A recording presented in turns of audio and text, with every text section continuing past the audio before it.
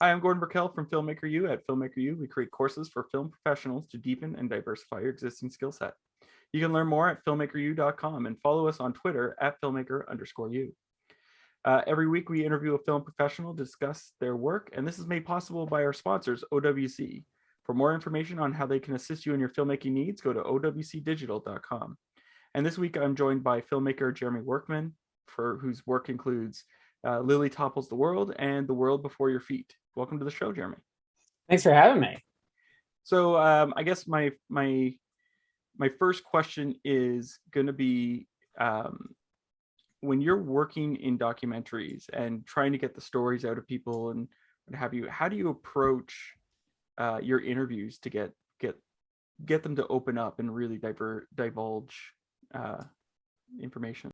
Yeah, it's a good question, and it's a question that I think like every documentary filmmaker has to grapple with. It's a big question for documentaries because, I mean, obviously with actors, they're so ready and used to sort of cameras, but the moment you start doing documentaries, which is primarily, my filmmaking genre, you're suddenly introducing this idea of people who aren't used to cameras that now you want to get all kinds of great material. So everybody has different approaches. My approach maybe is unique, but I'm sure there's a long tradition of what I do, probably with a lot of other doc filmmakers.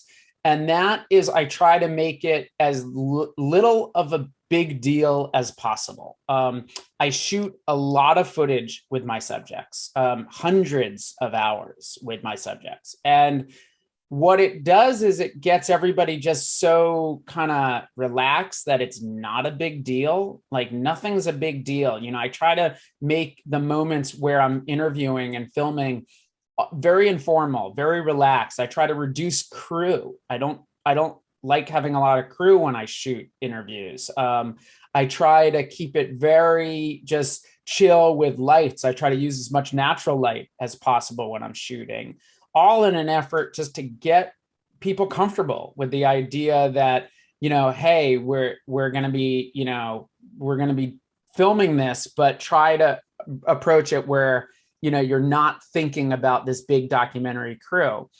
With Lily Topples The World, which is my newest project, it was about I started filming a 19-year-old.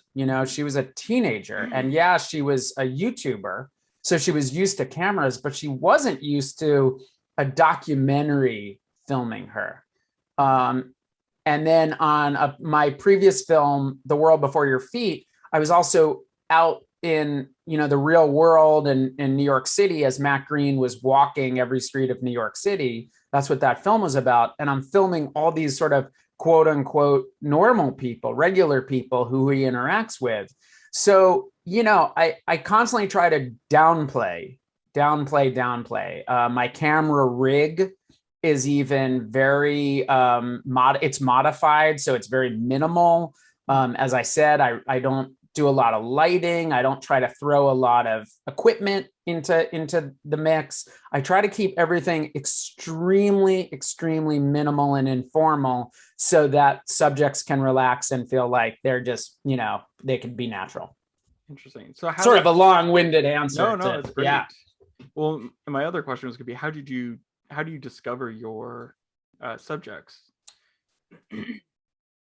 Over the years, I've made a number of documentaries, and they're all sort of within a little bit of a style, like a little bit of a corner. And my subjects tend to be about unique individuals, people who are doing stuff unconventionally, people who are really consumed by their own sort of passions and interests. A lot of them are sort of artists or, just people who are sort of living against the grain a little bit. And I also try to be the engine of my own projects, where I am developing them as a producer. I am also finding the subjects. I'm also involved in the process of, determining if this could be a documentary.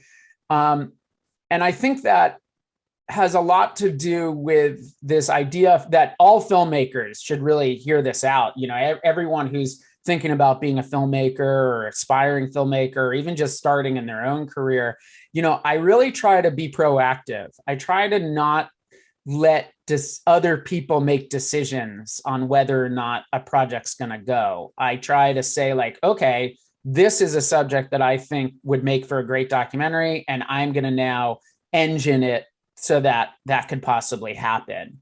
So I'm constantly looking, I'm constantly trying to develop, I'm constantly looking around the world to, you know, I'm not like, I try to be out in the streets in a way, you know, to try to find subjects and find compelling stories.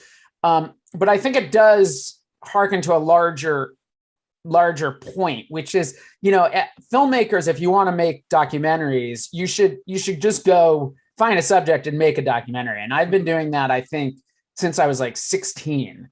And it's really no different now. You know, the films have gotten bigger, bigger budget maybe, but it's the same approach that I've always had, which is just to find subjects and then try to figure out how I'm going to make a movie on it. Now, when you're making your movies, how much are you capturing the footage and letting it just happen? And how much are you thinking about creating the arcs or working the story for arcs? It's a big question. And it's one that like any documentary filmmaker has to kind of grapple with as well. You know, like how much are you trying to impose the story? How much do you know the story? How much are you letting things happen and then you just kind of figure it out in the editing room? And, you know, there's certainly a scale. Like there's some documentary filmmakers that are like over here that just film and just whatever happens and they'll figure it out. And then there's other ones that are like very much, you know, where they have a vision of how their documentary should be or wants to be, or there's a big, you know, production company involved and everybody wants it a certain way. I'm probably somewhere in the middle. You know, I kind of know what excites me about these subjects, you know, and why I think they're worthy of an audience sitting there for 90 minutes and watching these stories. But then I'm also try to be really open to like whatever happens. And as I said, you know, at the top, you know, I shoot a lot of footage. And that's partially, like I said, a strategy to get everybody relaxed with cameras. But it also, you know, has this obvious effect where it's just kind of like you really never know what you're going to get. You have to be open to all kinds of possibilities when you're making a documentary.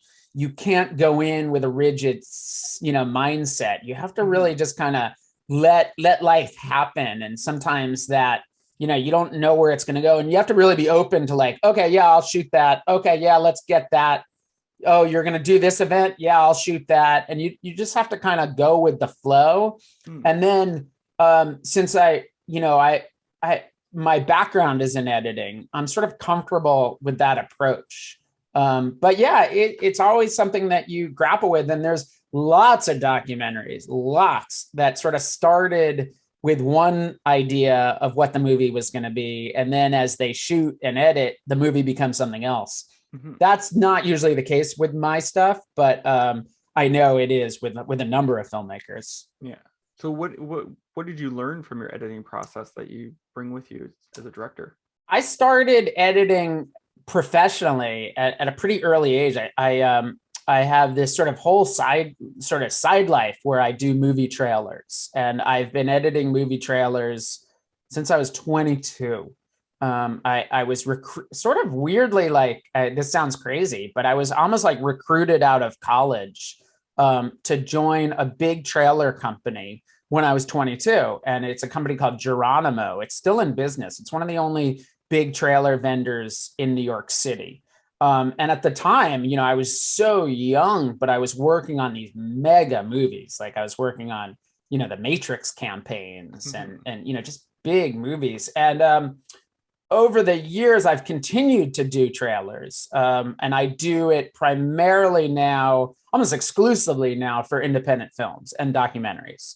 So I have left that world of studio trailer making, and now I do it primarily. I have a company and we primarily focus on indie movies. But to come back to your question, it's absolutely informed me as a filmmaker, because as I've now developed and doing trailer editing less and less, obviously, and now just doing more and more just long form, going from one feature to the next, the editing has really given me a path to understand how to make movies in a way, and understand how to be really ruthless in terms of telling the story and trying to find material to build into story and try to, kind of sculpt character in a way. A lot of my projects don't really have normal narrative stories. Like there's no, I don't do social issue movies. I don't do like political movies. I don't, I haven't really done any documentary that's like about a contest or a competition. So really, you're building these narratives and these narrative arcs in the editing. And, what does that mean? Well, for people out there who are just getting into filmmaking, it has a lot to do with really thinking about storytelling structure, those basic 3-act ideas, which are all kind of feel like stuff you learn in a textbook, but it's really, really important. And I think coming back to trailers have really helped me understand storytelling in a way. Trailers, even when they're 2 minutes, even if it's like a Marvel Comics trailer, it still retains like 3-act structure. There's always, first act, second act, there's a twist after the first act, there's a twist after the second act, and then there's a big third act. And that is literally every trailer. Even, go watch, the new Marvel Comics trailer, and it's literally a 3-act broken up into 3 acts. So that's been really helpful in terms of teaching me sort of the DNA of storytelling and 3-act structure and applying it to these long form, and so that helps me kind of like figure out how to like, how to put movies together when they don't have obvious stories. So I have to ask you about trailer editing because Sure. And you're doing more indies. So this, when I look at the major films in the last several years, they've sort of transitioned in where they give out almost too much information about the films. So how do you tackle a trailer to give out the right amount of information or just sort of tease to get the people into the seats, but without giving away the big endings? Yeah, I mean, it's always a challenge. And, well, for one thing, certainly like big Hollywood movies, big studio movies, they often will put a lot in the trailer. They'll just fill it up because, that world, it's really important to get, opening weekends and to get people seeing the movie and get everybody excited. So there's a lot on the line on those movies where $200 million budgets. And with indie movies, I don't have to worry about that as much. There's not that pressure to show so much. I think, though, with that said, most people don't retain a lot from trailers. Trailers are really like kind of like disposable, you don't remember. I mean, just anyone who's watching, think of the last trailer you saw. How much do you really remember from that trailer? You might remember its feel, you might remember some dialogues or some moments or some shots, but you don't really remember so much story. And I think that was learned by the industry, that like people don't retain them that much. And as a result of that, it's a little harder to have spoilers in a trailer than you'd think. But yeah, there is a tendency just to put as much as you can in there because you're trying to get the best trailers. And, unfortunately, studio trailers, as a lot of people probably know this, they're tested and they're focus grouped and they're constantly analyzed. And the better stuff they have in there, they're gonna test better. So they end up going to finish with a lot of those. But you're always trying to find that balance. It's always a tricky balance, how much to put in versus how much just to entice. Yeah.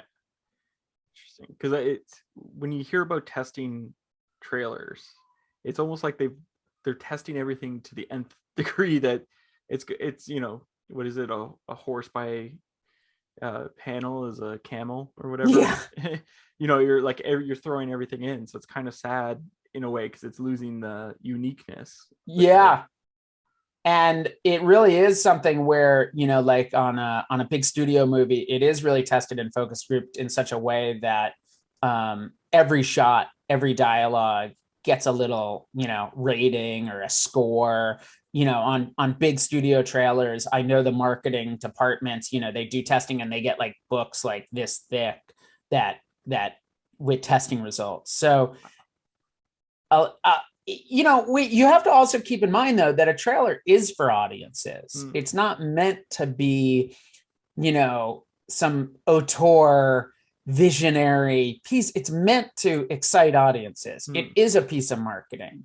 So if a piece of marketing doesn't help get people to see the movie, then it's kind of failed. Yeah. So that's another reason why that kind of plays out that way. Now, I want to jump back to because we were talking about your characters in your docs. What was it that what did you see in Lily that made you want to make a doc about her?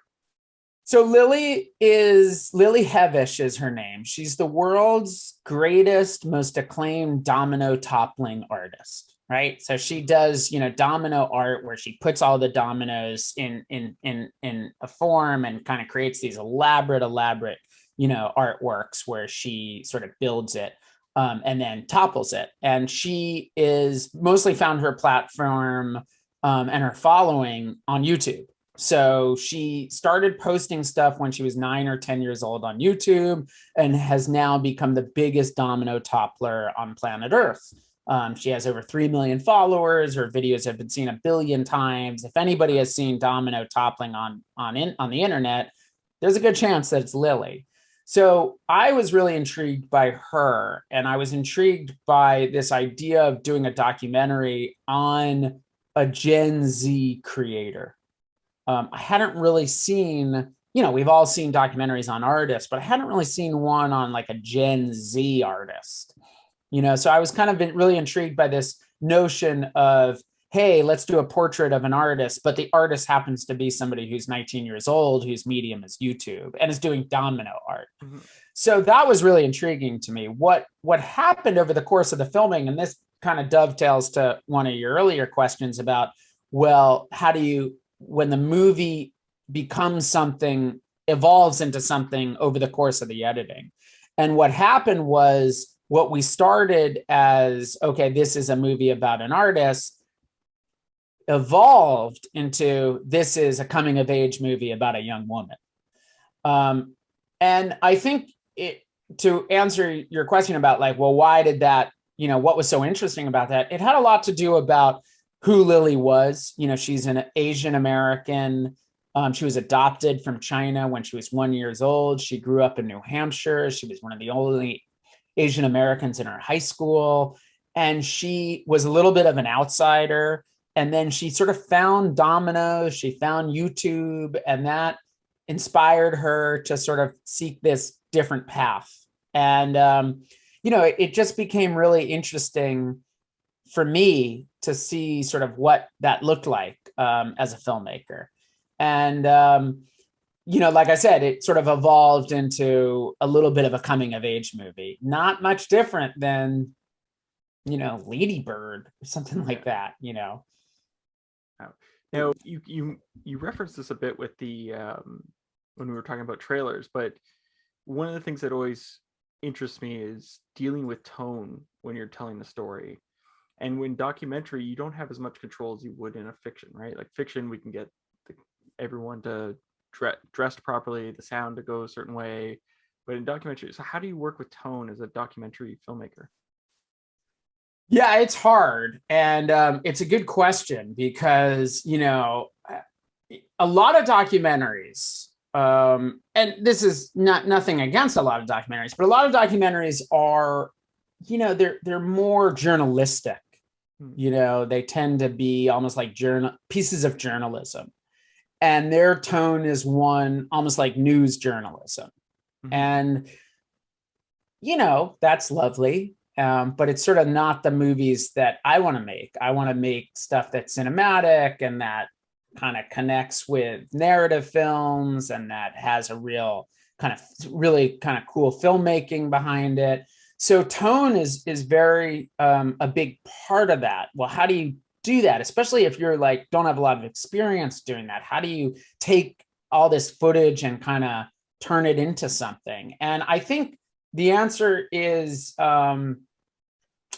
it's working in the editing, it's music, it's the pacing of the rhythms of how you're editing it. And it probably does come back quite a bit to how you edit the movie and how your approach is. The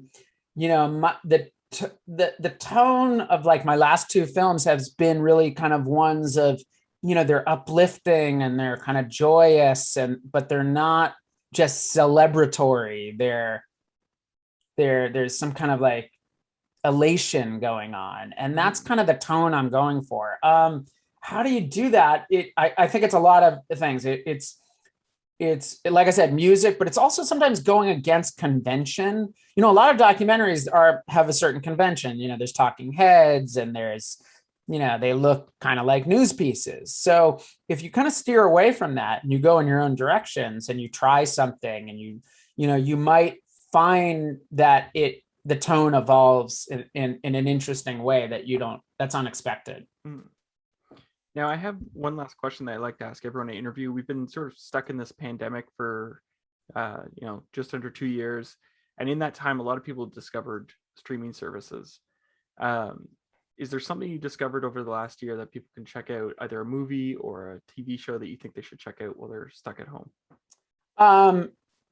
Well, one great streaming service that I'm by contract must mention is Discovery Plus, which is now the streaming service of Lily Topples The World. But to answer your question more seriously, during the pandemic, first of all, let me just kind of back that up a little bit, which is I try to watch, even as a documentary filmmaker, I try to watch as much as I can. I try to watch a lot of documentaries. I also watch a lot of narrative films. I try to be really broad in what I'm watching. I watch a lot of old movies. I watch studio movies. I watch, foreign films.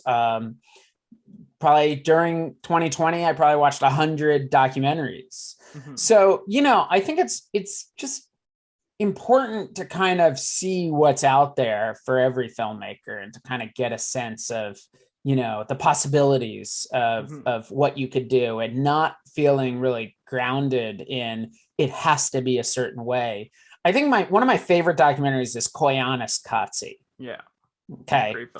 Great film, right? And for those who don't know it, all it is incredible footage, a lot of it time lapse to music. And there's no characters, there's no story. And, I don't think anything I do has anything in common with that. But it's been more inspirational for me as a filmmaker than probably, most documentaries that have won Oscars, and just to kind of like see the possibilities of the medium is, I think, really important. Lately, I've been on a real kick of a Russian documentary filmmaker whose stuff is really mainstream. It always plays here.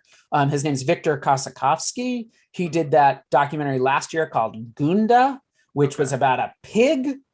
And then he did a great documentary 2 years or 3 years ago called Aquarella, which is about water. And, they're kind of as I'm describing it. Like, how do you make a documentary on a pig? Well, it just follows a pig and it's really emotional and really powerful. And the movie Aquarella is about water and it's beautiful. And, so it's great to sort of see all the sort of the possibilities that are out there in the medium. All right. Well, thank you so much for letting us interview you. Sure. And that's it for this week, everyone. Make sure to check out our site at filmmakeru.com for any of the new courses that we've listed. Also follow us on Twitter at filmmaker_u. And I want to thank you again, Jeremy, for joining us. And of course, I also want to thank our sponsors, OWC. Go to owcdigital.com for all your filmmaking needs. I'm Gordon Raquel. Thanks for watching.